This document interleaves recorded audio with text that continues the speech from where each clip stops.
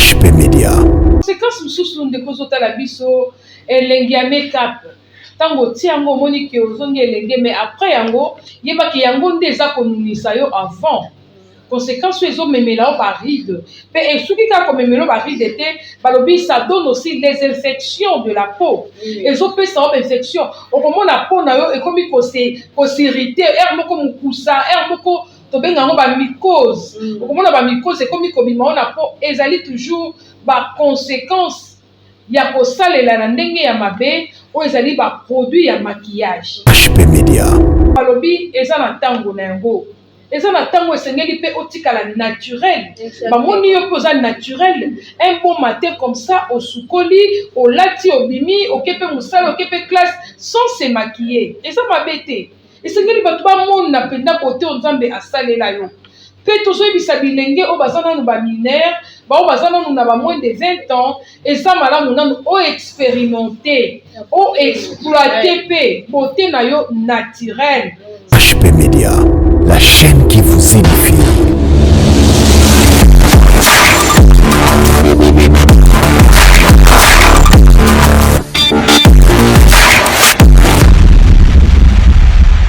Fidèles téléspectateurs, bino nyonso bozolanda biso na pokwa na lelo tika ete nzamba lola apambola bino. C'est bel et bien votre émission que vous aimez tant, l'émission Téléfemme, l'émission qui est présentée par votre humble servante de Dieu, Maman Pasteur Noëlla Mungenga Chimanga. Je vous salue tous au nom puissant de Jésus-Christ. Dans un sengo vraiment ya kozala lisusu liboso ya etandoki na bino mpona kopresente bino émission oyo tolobi ete bolingaka yango mingi pourquoi parce que tozozwa bapele mingi oyo bozobenga biso boza koencourage biso eza na bandeko ebele mpe vraiment bazozwa implice na nzela na émission Téléfemme yango tolobi ezali émission oyo bolingaka mingi tika ete kimia na mokonzi Yesu ezala na mabota na bino biso mpe tolingaka bino mingi parce que soki bino boza te biso mpe tokozala te nasepeli mingi na pokwa na lelo kozala lisusu liboso na bino mpona kocontinue thème oyo tolobelaki dimanche passé. En tout cas il y a eu beaucoup de vues, il y a eu beaucoup de gens oyo basepelaki na thème oyo parce que émission Téléfemme ezali émission oyo toza kotonga mwasi tozoparler sur la femme et sur le foyer tozoparler sur l'homme donc c'est la famille parce que balobi esika mwasi ya monene azali mobali moko pe ya monene azali donc Dieu créa l'homme et la femme. On ne peut pas séparer l'homme et la femme parce que quand on parle de la femme, on voit aussi l'homme. Quand on parle de l'homme, on voit la femme. Tika ete nzambe apambola bino. Thème na biso to bandai kolobela uta dimanche passé. To sepela ki vraiment tokota na masolo o eza au quotidien. Vraiment par rapport à la jeunesse na biso. To lobaki na thème oyo sur naturellement belle. Naturellement belle, tolingaki kolobela vraiment na o etali beauté naturelle ya elenge mwasi lolenge nini mwasi akoki ko maintenir beauté naturelle na ye tolobelaki naturellement belle parce que on a eu à constater vraiment actuellement maquillage na modèle ezui en plaire et comme vraiment na ba risque ebele na bomo ya bana na biso ya basi vraiment et comme ko sala passe yango tolobaki tolobela yango ça fait débat tolobela yango tozolobela yango lisusu na pokwa na lelo na deuxième partie na biso ya naturellement belle tozokoba toujours na invité na biso oyo tozalaki na ye le dimanche passé lelo toza na ye oyo bokomesana na ye pe ezali elenge mwasi elle est jeune aussi comme vous c'est la sœur Olivia. Sœur Olivia, bonsoir. Bonsoir maman. Comment allez-vous? Ça va très bien, merci. Ça va très bien, merci. Tosepeli koyambo lisusu na pokwa na lelo na émission na biso Téléfemme. Tolingaki to entretenir na yo encore parce que batu basengi. Batalaki émission dimanche passé, basepelaki na yo ndengo ebaki ko se défendre tout ko répondre na oyo ezalaki mituna na biso yango balobi maman zongisa lisusu sœur Olivia. Sœur Olivia, le dimanche passé tolobelaki likolo ya beauté naturelle. Être naturellement belle. Tolobelaki yango pe totalisaki bato comment mwasi akomi vraiment na complexe. Mwasi azangi confiance na beauté na ye ndenge Nzambe asala ye mwasi akomi plus ko recourir na oyo ekomi koloba tokomi kobenga lelo ba make-up bitiatia et tout ça là. Mpona kobanda émission tolingaki orapele un peu bandeko balandaki biso le dimanche passé make-up eza nini? Bonsoir. Déjà, pour l'émission passée, merci pour Ndengi Boulandaki Busso. Tolobelaki sur Naturellement Belle, sur le maquillage. Tolobaki make-up. Make-up définissait qui ont déjà de la traduction make-up et la ici maquillage. Alors, on avait parlé de Naturellement Belle, donc la beauté naturelle. On a dit une personne naturelle, eza mutu oyo aza na posa ya ba biloko ebele te ya kobakisa pour que se sentir belle. Une personne qui est naturellement belle aza na posa ya kobakisa biloko ebele te. Donc dans son état pur, dans son état original, il se sent belle na ndenge wana puisque cette personne là elle est créée à l'image de Dieu. Donc, par rapport à Naturellement Belle, c'est ce qu'on avait dit. Naturellement Belle, on a dit que ndeko mwasi esengeli o se sentir à l'aise na beauté oyo zanango parce que oyo zali ezali image de Dieu. Okelami na lolenge na Nzambe. Donc Nzambe tango akelaki nyonso alobaki nyonso ezalaki malamu. Tozongela keloko mingi parce que tolingi tozonga pena ne bande. Makambo mingi tozomona lelo na se na moi Bible ezoyebisa biso ne bandeli ezalaki bongo te. Donc ne bandeli tozomona ke Nzambe akeli moto na lolenge na ye na elilingi na ye. Akelaki mwasi, akelaki mobali. Alobaki nyonso ezalaki malamu. Mais lelo tomoni ete bato ebele bandimi susu te ke nyonso ezalaki malamu. Pourquoi moto na oyo Nzambe asali na kati na ye alobi te nazomona vraiment ngande naza vraiment kitoko te. Est-ce que Sœur Olivia toko koloba vraiment na bikela mo Nzambe asali surtout na bana ya basi? Est-ce que toko ko trouver pe bilenge baso tali lobi pena kaza mabe? Déjà au départ, on a lu dans la parole de Dieu que Nzambe alobi que nous avons été à son image et à sa ressemblance. Et la souka Nzambe a bâti pour dire que il a dit que tout ce qu'il avait créé était très bon. Très bon, la Bible, ils ont précisé en nous. Donc, pour dire que Ekela Miyamabe Azalité, moi si Amabe Azalité, dans le qui peut répéter les sources aujourd'hui, que la logique nanga, je ne trouve pas de femmes moches. Moi c'est Amabe, moi c'est Lomabe Azalité parce que nous avons été créés à l'image de Dieu, à la ressemblance de Dieu. Donc, il n'y a pas lieu d'imperfection dans Katina Bisso. Puisque nous avons été créés et il y a créateur du ciel et de la terre. Donc, nous surtout et pas naé et malam. Donc, je peux répondre que moi c'est Amabe Azalité. Moi c'est Amabe Azalité, Sœur Olivia. Et ça madame mouvement ko eba ete moi c'est Amabe Azalité. Mais tant que tozo ba que moi c'est Amabe Azalité, mais tokomi na moi ba doute hein. Tokomi na moi ba doute parce que modèle tokomi komona baza ko se maquiller actuellement. Les hôtels c'est été motozomi mona été azamabe. Tolobaki la fois passée que maquillage est interdit. Mais gloire soit rendue à Dieu, il y a bandeko pe mingi babengi biso sur ces balobi mama te maquillage vraiment est interdit. Esther ba pesa ki ba maquillage te atia nelongi. Donc babi maquillage est interdit. Nzamba pambola bino to yoki bino pe tondimi yango. Parce que oh nous surtout to compléter na nzoto na biso ezali déjà à la contre plutôt na bokoloba ya volonté ya Nzambe parce que Nzambe ndenge asali biso asali mwasi atie biso malamu a créé biso na forme ya malamu otali sa différence entre mwasi na mobali mais lelo tozomona lelo basi mususu balobi ke basepeli su kozala basi te c'est revenu. Donc maquillage pour nos hommes bibliquement ou maquillage les a interdité les allés permis bibliquement et tout mais nous surtout il faut que ça biso na quand tu fais ça au salango pour quelle intention quand tu fais ça est-ce que au salango na ndenge nini ozo salela yango vous voyez comme vous voyez tout épinglé, il y a des femmes, des hommes, des femmes, bah, comme ça, l'exagération à maquillage, ou ceux-là, bah, comme ils kobakisa, bah, biloko, comme ils comme ça, dans le lengo, bah, ça l'élité.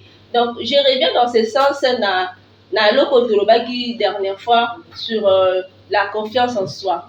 Et ça, juste, manque de confiance en soi, où il s'agit que Moutou, azomi dimate dans le lengue azalaki, a comme koluka, comme ça dans le lengue mususu. Donc, azon dimin dimelate ndenge nzambe akeleli ke azali kitoko azali bela lolenge a comme koluka ko bakisa ba blo mususu pona ko changer soit morphologie, ko changer soit ba forme en toto, ko changer soit lolenge na ekaka. Donc, nous revenons dans le sens que l'homme, la femme n'a pas confiance en soi. N'a pas confiance en soi parce que elles ont se sous-estimé, elles ont dit que le lengue azaleli wala ndenge ya kitamba kelele bon azali kitoko alors que walande ezali en la contre ya volonté ya Nzambe ezopesa Nzambe lokumu te.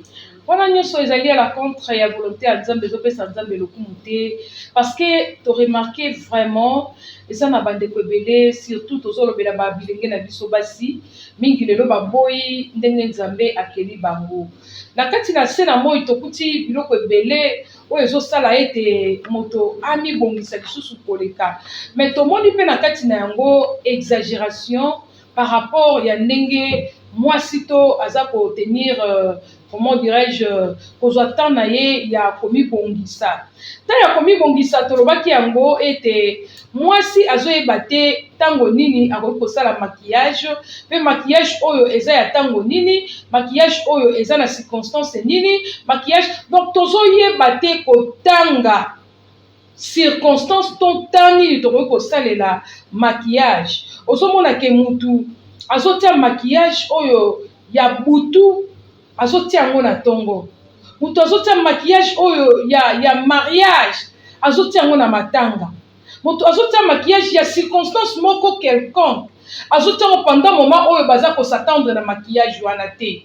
Okomona na kala tobande komona pe bato mosusu kote ya biso kolakisa ba couleur, chaque couleur ya rouge à lèvres eza na signification nango mais okomona mutu mosusu azo tenir compte nango te atie kaka parce que lelo balobi make-up bakoli ebele soki otali biso malamu okomona ke non il y a un peu de maquillage mais eza mo maquillage moko douce maquillage moko léger parce que tolingi te kolekisa ke mutu atala vraiment ke amona ke oyo mpenza soki ndenge nini ntango mutu azotala oyo akoki kobosana yo te akoyeba ke eza Sœur Olivia, akoyeba ke eza Mama Noela parce que il y a rien d'extraordinaire oyo obakisi. Tozomema kaka ndeko mwasi moko koyeba ete oza kitoko Sœur Olivia eza vraiment ndenge olobi ke eza na bato ebele baza susu na confiance na bango te. Alors qu'est-ce qui fait que moto azala susu na confiance na ye te, azala susu na confiance ndenge Nzambe asali ye te? Tolobaki yango eloko ezosala ke moto azala susu na confiance te par rapport ya ndenge Nzambe akeleli ye ezali le fait de se sous-estimer.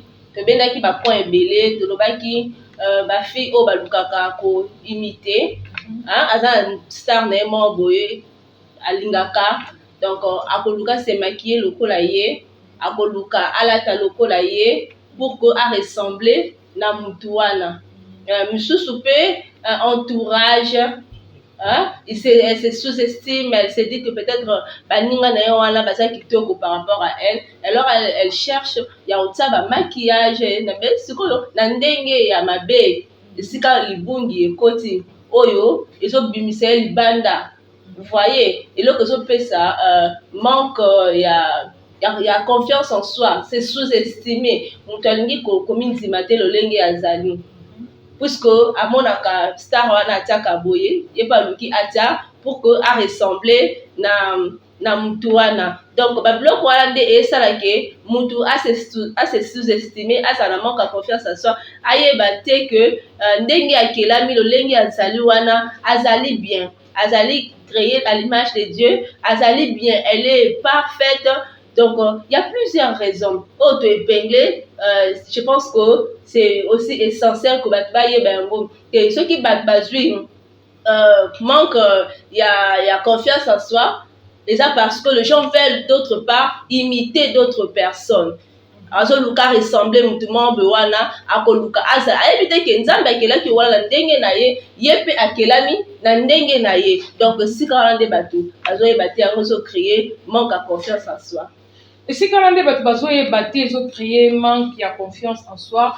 La fois passée to lobela ki yango ke eza na ndeko mwasi moko azangaki libala parce que alingaki ko imiter alingaki akoma lokola ndeko mosusu ye pe amonaki ke atovaki bon ke azalaki malamu ye azalaki na ye ya peau noire mais ake kotia bitiete akomi pembe alors ezalaki na ndeko mobali azali kosepela ne na peau noire ntango ndeko ayaki mpo abala ye akuti akomaki deja pembe alors ku ya ndeko wana ezalaki ya peau ya pembe te ezalaki ya peau noire donc la sœur arataki libala na ye parce que asepelaki kolanda komekola Sœur Olivier alobi eza na bandeko oyo alingaka star moko mingi alingi akoma lokola star wana alingi alata lokola star wana alingi asemaquiller lokola star wana lelo tozolobela vraiment baconséquence oyo tozomona na kati ya bamaquillage tolingi tolobela yango conséquence oyo tozomona na kati ya maquillage oyo biso lelo tobengi make-up wana tozomona eza na bacouche ebele oyo bato bazotia na bilongi na bango nayebi te Sœur Olivia soki aussi oremarke yango vraiment komona ke moto ntango bazosala make-up ezozwa plus d'une heure du temps donc babiloko bazokotisa na kati ya peau na ye okoki kolobela yango te. Oui, eza maquillage. Ils ont qu'à temps parce que eza étape après étape. Vous voyez, en voilà, ils ont qu'à payer temps et belé. Puisque eza ba produits cosmétiques et belé bazo sale là. Ba produits eza belé o eloko wana ezali na rôle na yango. Vous voyez, en voilà, ils ont qu'à temps et belé. Donc, ce que dans le sens oyo que mutu asali make-up bongo, mais asali yango sikoyo na ndenge ya bien te. Vous voyez, azolekisa temps na eloko moko oyo ekoapporte na eloko moko peut-être oyo eza na désavantage na ye. Make-up eza bien mais ntango bato baosala yango nde bato baosala yango na ndenge ya mabe olobi plus d'une heure parce que ça prend du temps parce que eza na bamaquille banini baproduit ebele oyo bazali koutilize nde esalaka ke ezwa mpe temps ebele mosusu mona ayebi te azwaka temps wana asalisali bisalasa mais après eza échec puisque asala eloko moko ya malonga te oyo na nzela bongo ebimisi nango ye kitoko te. Voyez, donc soki ezozwa temps ebele parce que bato basalelaka mpe baproduit ebele. Merci beaucoup bato basalelaka mpe baproduit ebele yango ezwaka mpe temps ebele mais toza na baimage oyo tokotalisa bandeko omona comment moto aza changer aza se métamorphoser donc moto azalaki ndenge mosusu après avoir kotia make-up omoni moto akomi ndenge mosusu. La fois passée na émission na biso tolobaki eza na bandeko mosusu babungisi mabala ndeko alingaki mwasi alingeka na make-up mwasi wana soki okende pa proposant n'est pas fiancé na akendaka na make-up ti babalani ka na make-up alors les jours oyo bavandaki esika moko jour ya nuit de noces esalaki ke mwasi mpe asukola make-up ezala te na moma wana alors le mari a constaté que mwasi wana azalaki vraiment beauté oyo ye alulaki te à fin de compte libala wana esimaki lisusu te tolobaki mpe lelo à cause ya biloko wana ya kobakisa ememi mpe mibali ebele na infidélité parce que mobali amoni yo na beauté mosusu wana oyo bakisaki par après ntango aye kovanda na yo aye kosutuka aye kotala yo quand tu es naturel amoni ke oza oyo ye alingaki te mpe abimi akomi kokende luka oyo ye alingi yango tokosala transition bandeko bozotala biso tozolakisa bino bafoto oyo bokomona botali bilongi ya basi oyo botali ye avant botali ye après. Je pense que esika bozali bozo juger bino moko baimage oyo otali mwasi oyo avant otali mwasi oyo après ndenge nini azali okomipesa biyano donc tozomona deux personnes différentes mwasi oyo ya liboso na mwasi oyo ya mibale bakokani te nyonso twana ezali oyo tozobenga maquillage oyo tozobenga make-up. Na ba différence ya bilongi wana moko akutani na oyo mosusu, moko mosusu akutani na oyo mosusu, directement bakutani na bato mibale oyo bakokani te. Yango tozoloba ke lelo mabala mingi to ba relation mingi ezobeba à cause ya tromperie. Nga nakobenga yango eza tromperie. Moto a trompé vigilance oyo ye azali te asali ke akoma eloko mosusu ou bien akoma moto mosusu. Alors tant moto oyo appréciaki ye na beauté ya maquillage, tant oye komona ye quand elle est naturelle, amoni lisusu aza malamu te. Yango tozomona lelo ba conséquences ebele, même ba divorce ebele, lelo ba compréhension à cause ya ba make-up. Na yebi c'est Olivia, na ba image oyo tozotalisa bato nini yo koki kobakisa lisusu na kati ya ba image oyo otali elengi moso avant, otali après make-up, avant make-up, est-ce que eza moto moko bien yo pe ozomona neti nga nazomona na kati ya ba image oyo bandeko bazotala biso? Tout à fait, c'est ezomona na deux personnes différentes. Parce que tant hôtel sous côté omona elle a beaucoup de taches, ba peau noire na elongi. Côté yo make-up, maquillage oyo et embellir et changer complètement mutu elongi. Nazongi tango lobi obeti lisolo ya moi si azakala mobala la kisaka tango za la maquillage de peut-être qu'on peut la fois passée eloko oyo ekomi wana eza conséquence ya oyo tozotala na ba image. Parce que amesanisaki ye koyaka toujours avec le make-up. Et jour amonaki ye amoni na ndenge elongi na ye wana ezalaka vraiment nde esika mobala oyo se rendre compte que ce n'est pas la personne oyo nga na yebelaki. Parce que amesanisaki ye na lolenge wana na maquillage. Eza conséquence. Dispute, querelle, soit divorce, qui kokoma par la suite, à cause ya ke ayebelaki mwasi na elongi mosusu, sikoyo na tongo amoni elongi mosusu, eloko wana kokoma par la suite, eza conséquence ya, je peux dire exagération, utilisation ya mabe, ya make-up, ya maquillage. Nous pouvons comprendre notre na photo là mosusu, azala ba point noir et belé et tout. Mais la place au camoufler le poil noir, non surtout là le long. La place au camoufler on a ba produit, na maquillage. Pourquoi pas se faire traiter? Pourquoi pas qu'on ait une solution? Il y a aussi des produits cosmétiques ou utiliser pour éliminer ba poil noir. Non surtout là pour mutazo qui n'a tenu à malam. Pourquoi pas qu'on se faire traiter? Pour éliminer ma bloc pour éliminer zone bien, on se sentir les choses gênées. Parce que babiloko wana pe komaka suite pe car ya utilisation ya biloko kiliki ba produit ebele oyo esimbaki na te na yo te, esimbaki na type ya peau na yo te ebebisi po lolenge wana na place bana ko camoufler o bomba na place na ba maquillage na ndenge to moni embellir elonge changer mutu complètement bongo na place ozala bongo. Pourquoi pas se faire soigner? Pourquoi pas qu'on traiter il y a des produits naturels, même cosmétiques, ou utiliser pour éliminer le bloc non surtout. Alors, ça a des conséquences. Ou il y a après, nous avons pas que nous sous yo côté parce que vous allez côté maquillage et après tu as mon long non vraiment il y a solo abaye yo de créer ma comme non surtout donc oh voilà et ça a des conséquences. Merci beaucoup. Et ça a des conséquences. Il y a maquillage tolobi que na pourquoi na lelo tolobi là vraiment il y a des conséquences. Il y a maquillage to conséquences, il y a make-up tant yo za ko exagérer ba conséquences et le comme singa moto o ya BBC déjà peau aluki na koyeba te pourquoi peau na ye est baby mais elle est en train de continuer de s'enfoncer encore davantage dans le mal. Tant déjà peau eza ya kobeba parmi les conséquences tozoyoka ba yebisi biso ba conséquences ezali ba point noir, les boutons. Ce sont les conséquences où ezoye la moto na peau après avoir utilisé abusivement où ezali ba maquillage. Yo tie ba maquillage na ndenge ya excès ou exagéré et sepeli na peau na yo te. Donc et nuire peau na yo et koti na kati ya peau na yo et bebisi peau et bimisi yo ba point noir et bimisi yo ba bouton au lieu on luka solution. Yakobo ma bouton wana. Tu n'as que 20 ans. Tu n'as que 18 ans. Tu n'as que 22 ans, 30 ans. Mais on s'est camouflé le binango sœur Olivia. na make-up. Tant que se camoufler encore na make-up, yeba ndeko nanga ozomi bomba lisusu davantage. Ozomi bomba sous davantage. Yango lelo koma na bandeko mususu bo kolimbisa ngai tamsu ozotala ngai ozape victime ya makambu ya po lelo ozotala ozomona ke pona yo so muninga tali okanisi neti asekio me asekio te.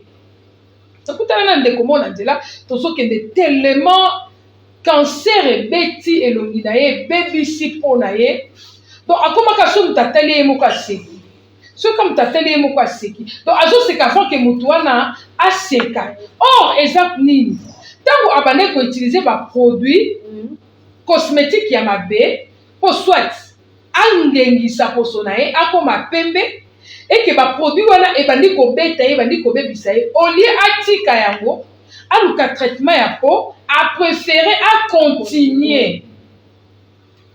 La fois parce que tu vas qui ça mutu so abotamane pembe azalaki ne na peau ya bien alingi abakisa koma mundele.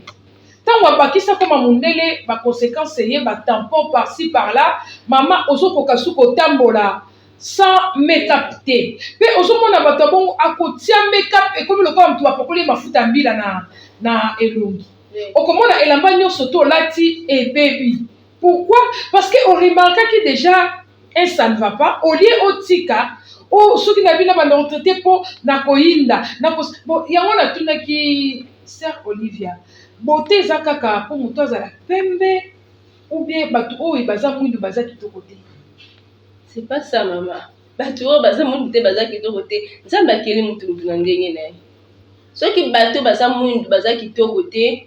Donc to benga nzambe ndeni to considérer ndenge nini hein po ozala pembe ozala mwindu na ndenge nzambe akeleli yo oza kitoko oza kitoko na lolenge nzambe akeleli ozala pembe ozala mwindu oza kitoko na lolenge wana le mal eza na batu oyo alingi kondima te na yo wana te o nzambe apeseli ye aluki a changer aluki a pakola pour que soit améliorer même sous amélioration et ça la capé dans ndenge ya mabe vous voyez amélioration de aluka a changé complètement tenaye donc ça qui mwindu aluka a comme pembe alors comme pembe pona a CP ya CP azala pembe alors que nzambe asala ki a CP la ki azala mwindu siko otie nzambe wapi na place on otie nzambe wapi ba o ya pembe na niveau oyo nzambe atelier ya lingi bongo te ya lingi abakisa lisusu siko nzambe apesi yo te wana na lolenge ozala asali erreur vous voyez c'est ça le mal nous voulons corriger Dieu na lobano atabongo to solo ko corriger nzambe alors que nzambe akela likolo na seigneur so asala ki ezalaki très bon pourquoi chercher au bakisa. Pourquoi chercher au bakisa et si quand aux années de nazana tena ngabo na lukana bakisa na koma pembe naza mundo lukana koma pembe naza pembe na lukana matisa. Pourquoi faire ça? C'est vouloir corriger Dieu. Ce n'est pas bien. Donc nous devons abandonner cette habitude, nous devons abandonner cette manière de vouloir côté là dans le bango bongo. Pour changer complètement notre temps, nous devons abandonner ça, nous devons nous accepter. S'il faut améliorer, il y a des produits et ça là bien, mais n'est pas au Luka au changer complètement. Merci, n'est pas au Luka pour changer complètement. Et ça vraiment pour ça la vie se passe, c'est ce qui te lobby, parce que tout le monde n'a pas si vraiment na motema comme on a bilenge pas si ndenge ba komi ko bebisa vraiment ba po na bango ko bebisa vraiment beauté naturelle na bango kati na bana o bazokola lelo tout le monde a lisusu beauté naturelle lisusu te donc moi nous déjà na asa mineur mais au moins est déjà assez à l'aise na maquillage asa ko se maquiller au kondimate tout mwana oyo asa mineur to lobaki même ba o bazotanga classe moi nazo ke des classes azoke les classes na maquillage moko okanisa mutu ake kobala donc ozomona eza vraiment kosala malamu te yango tozobisa ndeko mwasi moko ozotala biso na pokwa na lelo excès ya maquillage eza na ba conséquences ba bouton ekomi kobima yo botama kozanga na ba bouton te mais lelo komi na ba bouton pe eloko mo ezokamwisa ngai sœur Olivia non na mona te bato basala ba produit plutôt cosmétique baloba ke produit moko bimi ezokomisa bato soko pakoli dans 7 jours komi bois noir Donc ma publicité na bango ezalaka kaka okoma pembe. Yango nyonso na se posaka ma question oyo. Pourquoi complexe? Donc soki nzambe alobaki abandela mokili bato nyonso banga bazala bango kaka pembe. C'est aussi une question vraiment très importante. C'est vraiment parce que tout le monde a un produit éclaircissant, éclaircissant. Mais il y a que aux PPMB, au comme appelle Mouindou. Tout le monde a raté, yango ngape na so. Il est pour commander en Wallasko, il y a aux PPMB et au comme appelle. Est-ce qu'on a mis tout le monde biso? Je parle d'abord sur ce point. Complexe, c'est un biso badu teint noir, teint oh net yanga net maman la complexe c'est un kati na biso ya koluka koko ma pembe. Est-ce que bateau peut aller teint clair wana pe? Ça s'appelle un complexe peut koko ma mouine. Question ya wana, tout nous avons réponse. Est-ce que bango peut bazana complexe na posa peut koko ma mouine? Pourquoi c'est non parce que complexe ça nous a mis côté na biso pa batamoun. Pourquoi nous nous acceptons pas tel que nous sommes? Pourquoi nous ne voulons pas accepter le temps que Dieu nous a donné tel ou tel? Ça, c'est déjà un point très capital. Comment on a Olivia, comment on a mutu maboko et koti. Donc après ko tia maboko batu bata la beauté. Après ko longola ni papa te makolo batu bata la beauté. Au côté la biloko bongo et ça quand na bana ba CPT hein. Na bana mibali. Exactement. Donc comme remarquer pe na bana mibali ba komi na ba tampon mona mobali ba komi ko tia na ba fond de teint. Oui, Batiaka. Il y a certains hommes, Batiaka fort de teint. Peut-être Aligna Bima, soit Aligna fort de teint, soit pour bon, ça car et le n'engo Bima, on l'a dit. Comment on appelle mettre comment ça va fort de teint? Make-up pour masculin.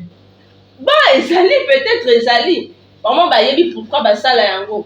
Moi, on a même na bana bas, oh, Batiaka. Na comment yo casse le, comment bana bas va commencer à fort de teint, na mi pende. Parce que à du matin uni c'est quoi au matin uni au comme la niveau na ndenge ni et là on sali ne longo on peut comme na mabe oh comment le casse comme ndenge moko ne longo. Vous voyez, ça ce sont des conséquences où il m'a battu na ba pratiquement ba kito côté oh il faut ridiculiser et encore ridiculiser à cause il y a oh yo salaki à cause de ma produit yo pakola qui à cause de bloc yo tsaki ne longo pour na oh le peut-être se faire belle, peut-être attirer les gens alors que vous allez commis kundula les boulou pour na yo moko et moko sous ma conséquence ça va par rapport à l'exagération il y a make-up.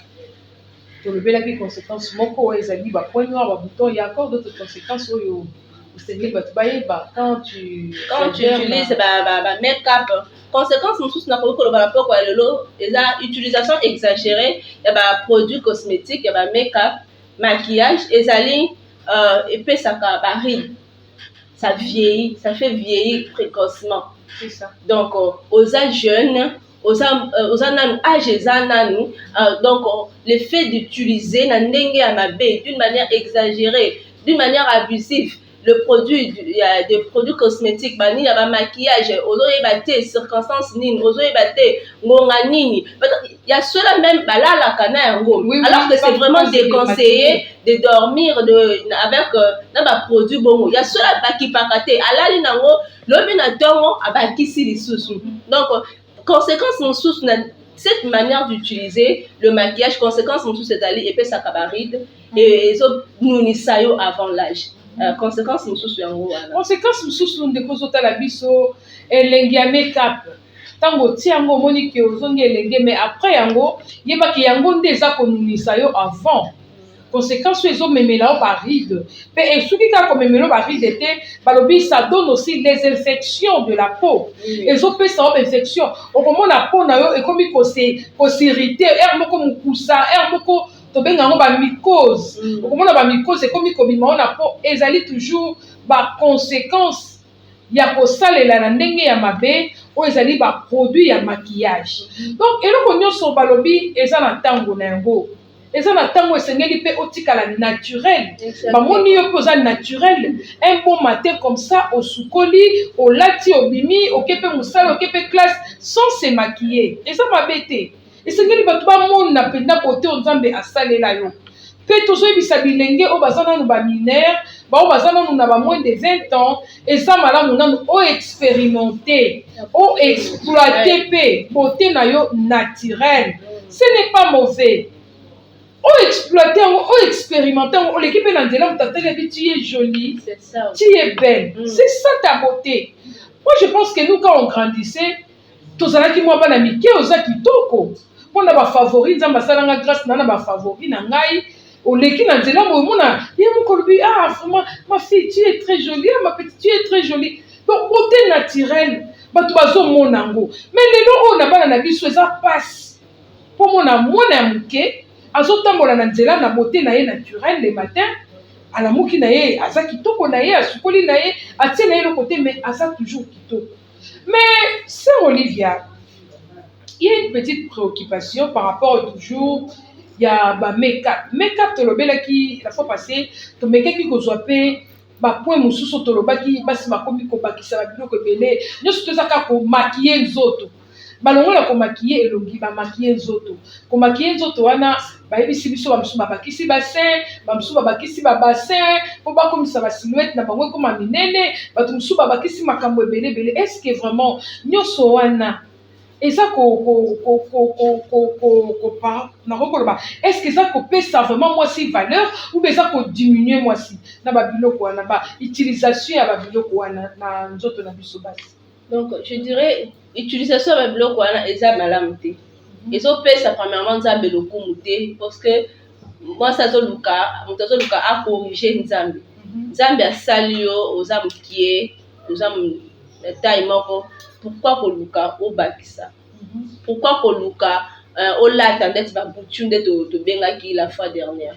Les âmes abe parce que epesa nzambe lokumu te. Ozoluka ko corriger nzambe, c'est devenu fréquent, vraiment fréquent. Même pas kolata ba butu, même ya omela ba kisi.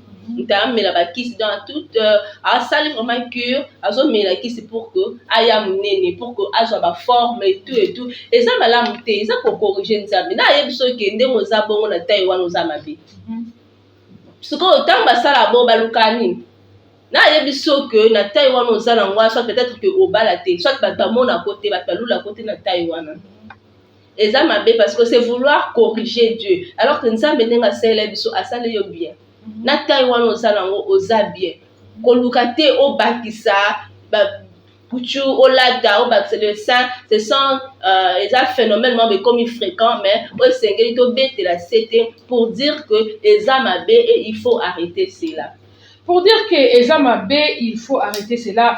Mais sœur nanga Olivia et ça quand na bana basite bandeko bazolanda biso tozotel sabino image ya mwana mobali oyo botela ngo malamu tozotala image wana tozomona ye ndenge azokende tala ye wana akoti na ndako na ye ntango akoti na ndako bandi na kolongola na bakechi na ye alongoli na bachaussure na ye apres avoir kolongola bachaussure talanga na otala bien sœur eloko nini azolongola na kati na ye eloko nini azolongola abandi kolongola liboko ndako toyo namoni image wana na bangi abandi kolongola liboko alongoli liboko asuki kaka na kolongola liboko te alongoli na nzoto Jésus Christ. Donc bato bakomi kodefana nzoto asoki na longola nzoto te biso kasaka biso ba mama tolata ba perruque nzoka nena mibali alongoli mpe na perruque. Alléluia eza pasi sikoyo yo elenge mwasi tala image o bien bandeko na biso ya réalisation bakosongela ngo vraiment balebele yo ozaka na bagu oyo olingaka ongala linga mobali ya mokie te yo mpe mobali ozala na bagu olingaka ongalinga mwasi azala bassin azala te ya litungulu yango na bakomi kolatela bino babuchu parce que ayebi ke yo kolinga litungulu il faut avimba yo mpe ser ndeko mwasi nga balinga mobali oyo atonda avimba aza engambe oyo wana azolekana mpe amonani engambe me ntango azongi na ndako na ye mwana litombe kuta kosati. Pourquoi complexe ya modèle ya boye tina bandeko ya mibali tout ça parce que ayebi ke il faut nabima boye parce que y a des filles oyo balingaka bataille ya boye balingaka mwa mobali azala élégant bakroyaka élégance ezaka kozala costaud. Mutu mosusu ser ozali wana osoleki age ya kobala okomi déjà na quarantaine des années. Pourquoi on peut ça déjà nzambe condition nga mbala obala nga il faut azala munene il faut azala pembe il faut azala boye il faut azala boye nzambe sa tindaki mobali oyo ya bongisaka pona yo na ndenge ya salelaki yo mais yo lekisa ye outre ozelaka engambe wana tala engambe ngo ye wana oyo ozozela ake kodefela o nzoto yo defeli ebuchu ya defeli yo mpe nzoto longo na okamwa tina suki sœur Olivia tina suki tout ça là au moins que moi si ozo se préparer au séduire mobile pas ozo se préparer à séduire yo alors bino ba na kati séduction beaucoup tani siko ezala neni bon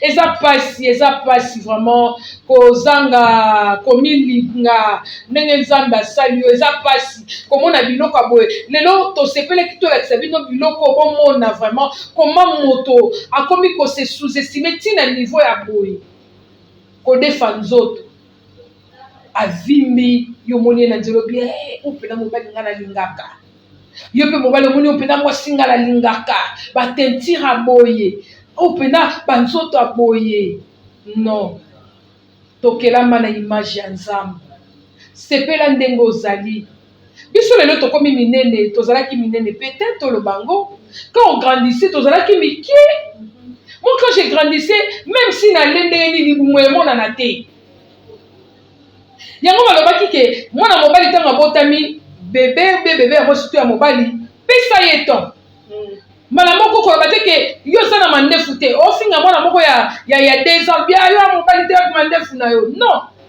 asala mandefu na kati na ye parce que na temps oyo ekokisami na temps convenable okomona mandefu ne osala nini ekobima po telisaki aza mobali yo sikoyo nga nazokola nazali na libungu te ata natondi ndenge nakoloba no nalie te ondima mais lelo oyo nakoma komona libungu yango kutu ekoma su mabe parce que eloko nyonso tu eza na temps nango sepela ndenge ozali sœur Olivia c'est mon commentaire par rapport ya image ya elenge mobali oyo uti kolakisa oyo tozotala. En tout cas c'est vraiment déplorable et ça c'est très très triste na telle image wana naoki pasi mpona frère naoki pasi mpona basœur tous les deux côtés parce que la sœur quand elle va voir aloba oh mobali oh ndingana oh mamu tababulu na ngai tabula ye na zui moi c'est tant oh mana bula ye nzambe mati l'homme de mes rêves ye alors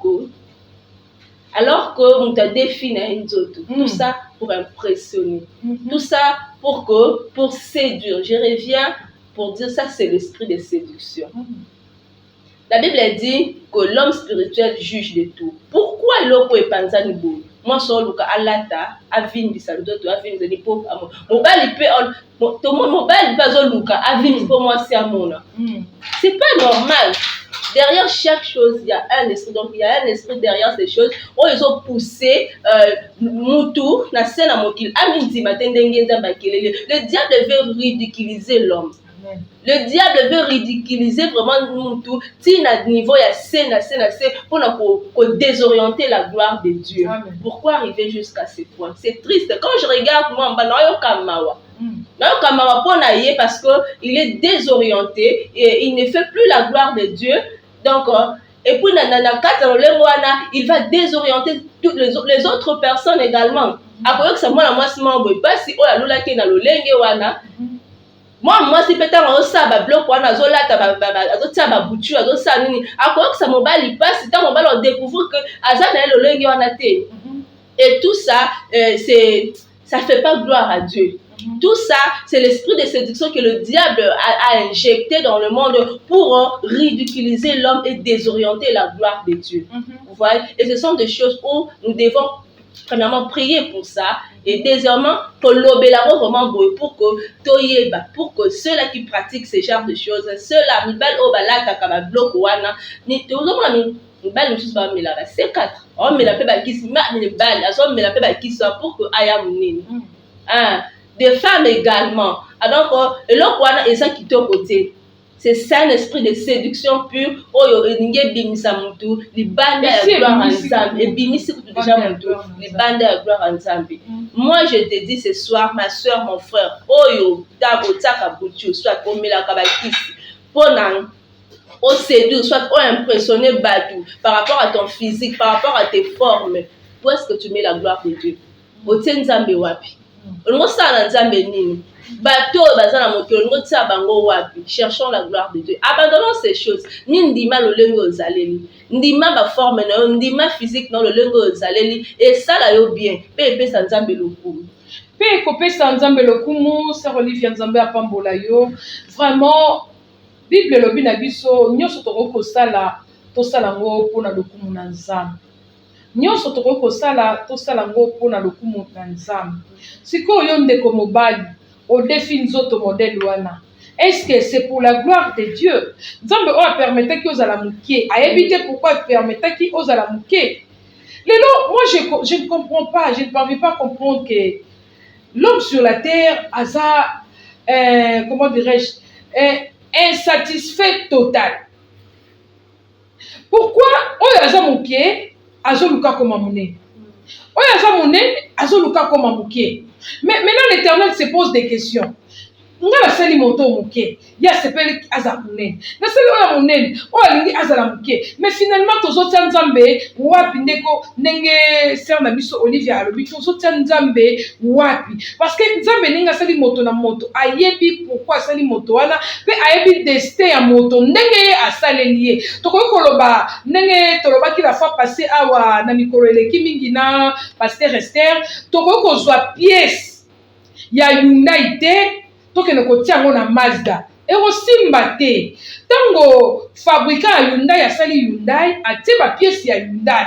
Tango Hyundai ezwi panne bakokende koluka pièce ya Hyundai batie. Tango Mazda ezwi panne bakoluka pièce ya Mazda batie. Donc comme lokola adaptation moko tozomona jour suna sekisa bino bandeko bolanda biso na tambola na Kinshasa na moni voiture eza na 3 portières. Voiture à 3 portières, voiture à 3 roues. Donc ma fabrika na biso bandeko na biso anjili nzamba pambola bino makasi na bino benande bolukara bosala na bongo voiture wana ezaki 2 portières. Mais fabrika a créé oya biso siko ya RDC atango 3 posa na nango taxi. Côté na moko tikali moko, côté biso taxi moko po ba client ba kotaka. Donc next tozo mona lelo, donc yo Nzambe na destin na yo, Nzamba bongisaki yo ke zala na à partir ya 10 ans, ti 20 ans okozala na taille haute. So okomi na 20 ans, ti 30 ans okoma na taille haute. So okomi na 30 ans, ti okoma na ba 60 ans okozala na taille haute. Maintenant taille oyo Nzamba salelaki yo déjà, aussi obandi déjà ko briser yango. Obandi ko tripoter, obandi ko kotisa ba biloko na mela opona ya munene. Alors ozoyeba te munene oyo yelelo. Après 10 ans et au mémoire. Après 10 ans, après 20 ans et au mémoire. Yango tozomona batu mususu tellement atie ba foin, ameli soki ba C4 en exagération, a comme objet ya curiosité. Oleki na nzela batu nyusu ba baluki bataille. Même il y a moquerie, hein. Il y a moquerie. C'est pour cela, ma soeur. Ceux qui osent se connecter dans le monde, me poser question. Est-ce qu'ils ont se péri sa bango, mais on se moquer na yo. On s'est déformé en tout. On s'est soyo à la quitter. Alors quand tu auras 40 ans, on peut présenter une zotonine. Parce que nous autres, on a 40 ans, il y a moins de consommer na 20 ans, na 30 ans. Alors, est-ce que tant que ça la makamsusu, tu calcules le temps? Le maître des temps, c'est Dieu. Dieu nous a créé à son image. Il sait que Nathan ni jusqu'à ce que akoyeba na ko rappeler auprès de lui. Mais biso toye to corriger nzambe na ndenge bele. Sœur Olivia bakisa na liloba na likambo. Po ezo sala pasi komona ba image ya boye. Komona makambo ya boye ezo sala malakati ya bato. Puis omoni ke moto wana azape na kati l'église azobelela nzambe alinga bima adefile fi banzoto na ye. Est-ce que eza lisumu kozala moke to eza lisumu kozala monene? Eza lisumu te kozala moke kozala monene ndenge nzambe akeleli yo tozonga wana. So nzambe asali yo moke oloba eza lisumu na ndeni parce que nzambe yo amokeli na onde mutu asali yo lolenge wana yende mutu alingi bongo lisumu yango omemela ngo nzambe mutu asali lisumu kosala bongo. So nzambe akeli yo monene eza lisumu ndeni. Nzambe aza na problème te. Eza nde biso nde toza na problème parce que tolingi kondima te lolenge nzambe akeleli biso. soki lelo na nzimi nzambe akelanga olive asali nga nazala te oyo nazali mwindu asali nga nazala mokuse asali nga nazala mokie na ndimi yango bongo parce que kwa nzambe moto akelinga mokolo na nga moto akelinga bongo alingi bongo lokumu ezonga na ye eza lisumu te. Ma soeur, mon frère, ndeko na nga ndima lolenge ozaleli ndima te oyo oza na yango ndima tai oyo oza na yango donc ndima yango lolenge wana te mpona batu mais mpona nzambe mpona lokumu na nzambe mpona koloba ke soki kaka mutu nyonso tu azozonga na jeunesse nde nzambe alobi ke tout ce qu'il avait créé était très bon.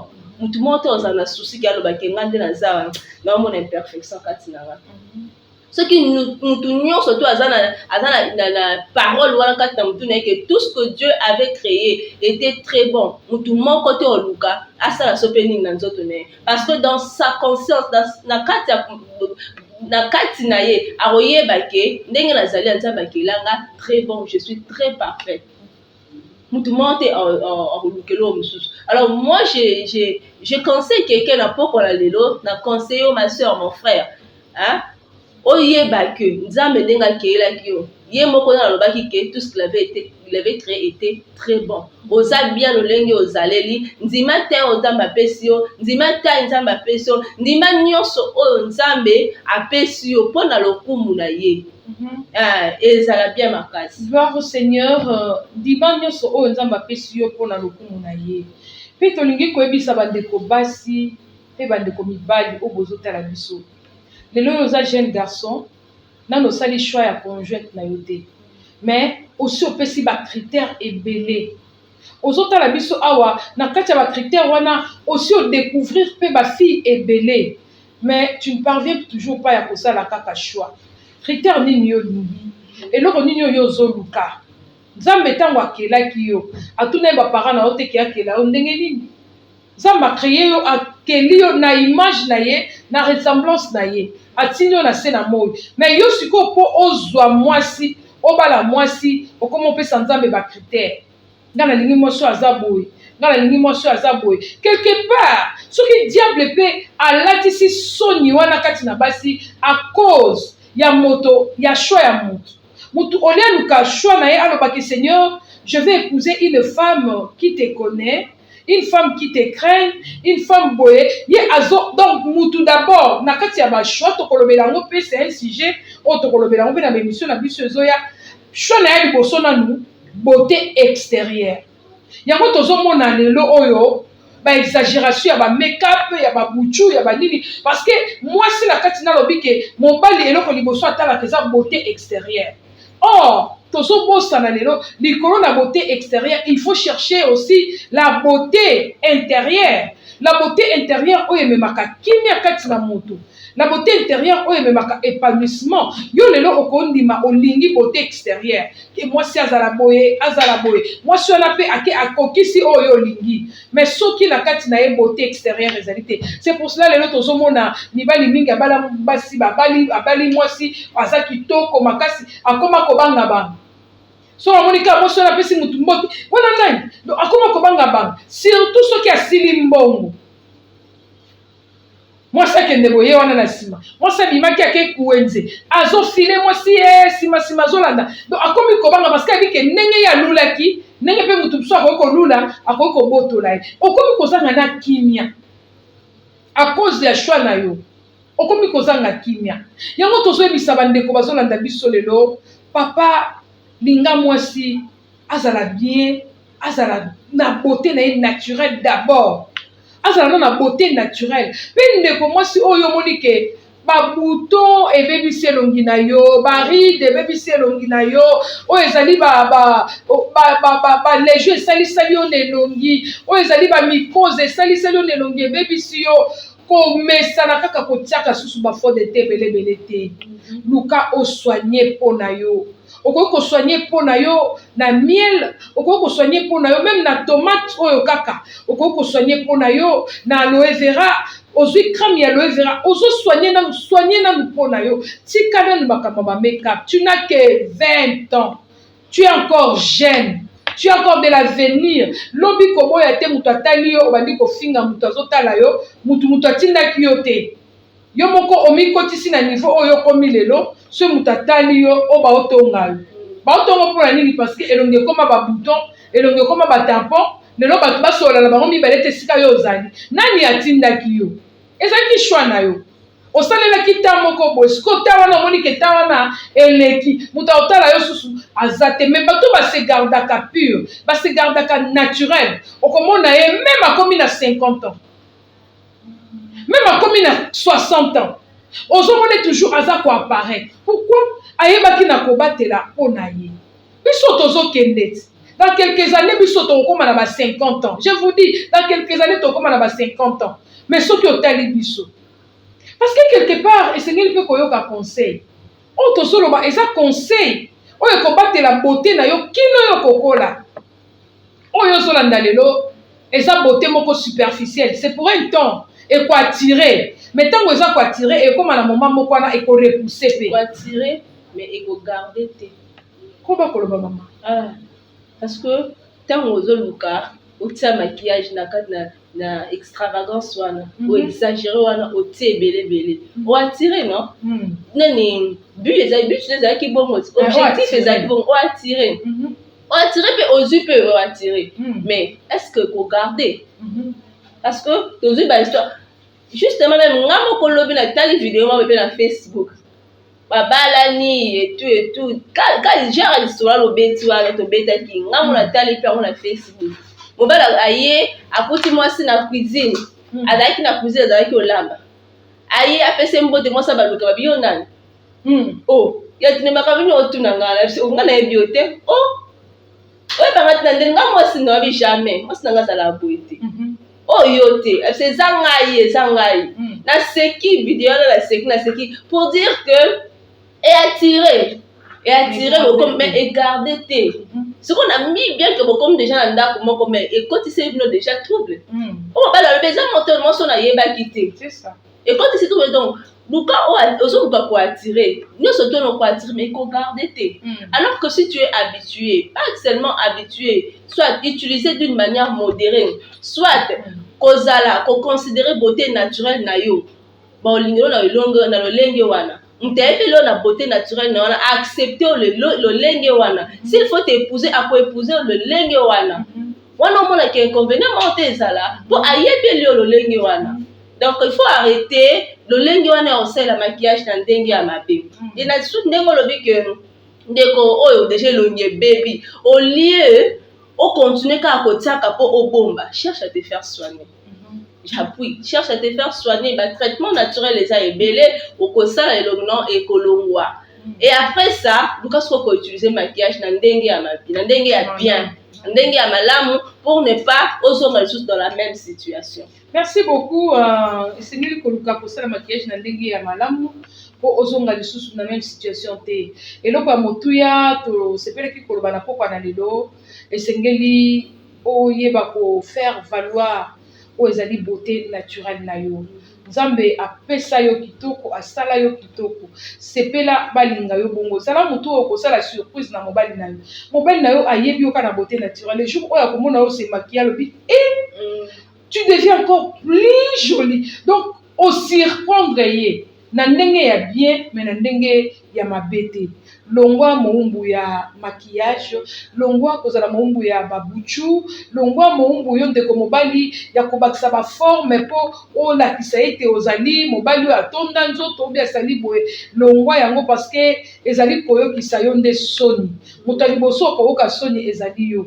Yo ndo koyoka soni parce que diable alukaka toujours koyokisa batu soni alinga ko humilier batu na niveau moko ko comprendre te un jour okende sika moko boye eloko na loboko na ekwei quelque part ou bien okebo to mona batu akwei si penda bucho ekwei. Donc il y a des choses oyo diable asoninga rendre mutu ridicule ndeko na ngai oyo zotala biso. Dieu nous aime.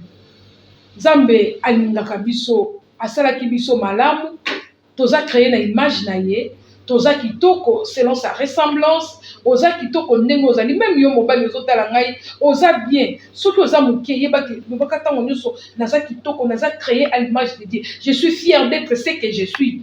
Même si naza chauve, naza fier ya kozala yango, même si naza soki ndenge naza fier ya kozala yango, parce que je sais que naza créé à l'image de Dieu. Vraiment, Nzambe apambola bino bandeko nyonso bolandaki biso. Sœur Olivia tokomi na suka liloba suka oyo koloba pona bandeko nyonso o bazolanda biso na pokwa na lelo. Ndeko nanga pokwa lelo na oyebisa yo que kozala naturel eza lisumu te. Kotia babuchu babloko wana yango nde eza mabe. Parce que quoi, on peut premièrement vouloir dans sa pété. Parce que quoi, on se défa oyo ezali ya yote. Parce que quoi, ça va te créer des choses oyo lobby ego ridiculiser. Sur ce, demande ozali. Sur ce, pesa gloire dans Nzambe na oyo apesi et ça là bien. Si seulement nous avons la conscience que tout ce que Dieu avait créé était très bon, donc on a qu'à y penser wana oko longolelo moko te kasi na yo oko se minimiser te oko mikitisa te oko ndima ke nde naza Nzambe kilanga je suis parfait et je veux bien na o Nzambe pesinga nazali bien. Donc je conseille quelqu'un na pokwa lelo que o mindima lolengi ozaleli pona opesa gloire na Nzambe. Merci beaucoup na pokwa na lelo tolingaki koloba ete omilinga lolengi ozaleli pona kopesa lokumu epai na Nzambe. Nzambe asala biso malamu tozo répéter yango oza malamu. Bakisa bongisa elongi na yo, bongisa nzoto na yo tout en sachant que soki po lekisi ezali mabe. Yeba komi bongisa na tango nino komi bongisa na tango nino ko sala pe propreté esengi kaka te o exagérer na makambo susu. Zala propre ndeko mwasi, zala propre ndeko mobali, mi bongisa parce que mi linga d'abord soki o mi lingi te moto pe akolinga yo te. Mi linga moto pe akolinga yo mais na kati ko mi linga na yo ko exagérer te na makambo yo e ko zala mabe o ko nuire na réputation na yo o pe ko bebiselo ba relation susu o ba to ko komisa ngo sujet ya moquerie na vie na yo o ekoki kozongisa yo trop bas même ozokoka kokende so epa bato baza te parce que oboyaki koyoka toli na pokwa na lelo ezalaki toli oyo tomemelaki bino kotalisa bino ete toza bikela mona Nzambe toza malamu kolekisa te na oyo ozosala sala yango na ndenge ya malamu ekozala pe malamu mpona lokumu na Nzambe. C'était bel et bien votre émission Téléfemme, émission Téléfemme oyo ezalaki présentée na mosali na Nzambe maman pasteur Noëlla Mungenga Chimanga. On a tozalaki na invité na biso notre sœur, elle est tellement jolie, je l'aime beaucoup. Sœur Olivia, tika ete Nzambe apambola bino, to pamboli équipe technique na biso nyonso oyo etenaki biso compagnie, tika ete Nzambe apambola bino. Émission na biso elekaka chaque dimanche net bozotala boye à partir ya 19h, les rediffusions nango ezalaka chaque mercredi à partir ya 14h30. Ba numéro na biso ezali na ba écran na bino, benga biso ozala likambo, benga biso pe tozo rappeler ba téléspectateurs na biso nyonso, vraiment to saka intercession na biso chaque lundi, to bondela rapona bandeko bazolanda biso, bandeko bazana ba problème to bondela ka vraiment to ko tiabino a contact na secrétaire na biso, ozala besoin oya ko participer na intercession na biso, ozala bienvenue. Vraiment Nzambe apambola bino, tokutani prochainement. HP Media, la chaîne qui vous édifie.